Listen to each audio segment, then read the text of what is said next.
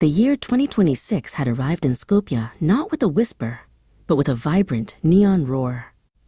Zoran stood in his studio, looking out at a city where the gray concrete of the past now pulsed with the energy of a technological renaissance. His art, once a nostalgic dream of a future that never was, had become the blueprint for the reality outside his window. The air felt lighter, charged with a newfound optimism that resonated through the geometric lines of the cityscape. Zoran stepped out into the crisp morning air to gather supplies. At the local corner shop, he met Hoca'dan, a man whose weary eyes had been replaced by a look of quiet security. They spoke of the recent changes. For the first time in years, the floor of the economy had been raised. With the minimum wage now at 26,046 dinar, the simple act of buying groceries or art supplies no longer felt like a struggle against the tide.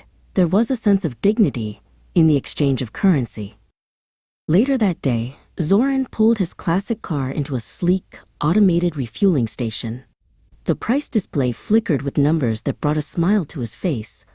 Gasoline prices had continued their steady decline, a welcome relief that allowed him to drive through the winding mountain roads of North Macedonia in search of inspiration. This newfound mobility was a bridge, connecting the urban pulse of the capital to the quiet, rugged beauty of the countryside. Seeking to expand his creative sanctuary, Zoran visited a financial district that felt like a scene from his own posters. He met with Kredia, a sharp-eyed advisor who pointed to a graph showing the country's economic bedrock. "Stability is our new medium, Zoran," she noted. With interest rates holding steady at a manageable 4%, the dream of a larger studio was no longer a distant star. It was a project he could finally begin to build. Back at his drafting table, Zoran began to sketch the new Macedonian dream. He used the colors of the 2026 economy, the deep green of growth, the electric blue of stability, and the burning orange of human potential. His lines were sharper than ever, reflecting a society that had found its footing. He wasn't just drawing monuments. He was drawing a society where the average salary was finally allowing the middle class to breathe and create alongside him. A young artist named Velut arrived at the studio, seeking to learn the secrets of the retro-futuristic style. Velut represented the generation coming of age in this era of prosperity. "We grew up in the shadows of these concrete giants," Velut said, gesturing to the brutalist towers nearby. "But you've taught us how to make them glow." Zoran handed him a stylus, realizing that the most important thing he could share wasn't his technique, but his hope. Velut spoke of his own life, of how the rising average salaries in the city had allowed him to pursue art without the fear of hunger. "The city feels alive," Velut remarked. "People aren't just surviving anymore, they are choosing their futures."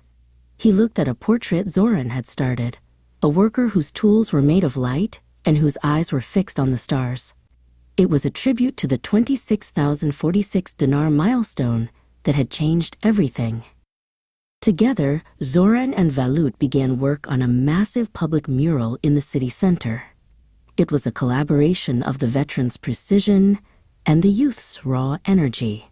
As they painted, they were surrounded by the sounds of a city in motion, the hum of electric transit, and the chatter of people who finally had the time and means to enjoy their surroundings.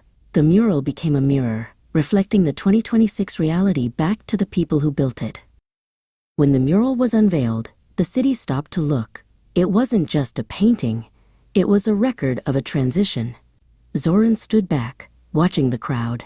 He saw families, students, and workers, the people whose lives were underpinned by the 4% interest rates and the fair wages that had become the new standard. He realized that art is at its most powerful when it stops being a fantasy and starts being a celebration of the present. As night fell over Skopje, the city's lights merged with the stars, just as Zoran had always envisioned.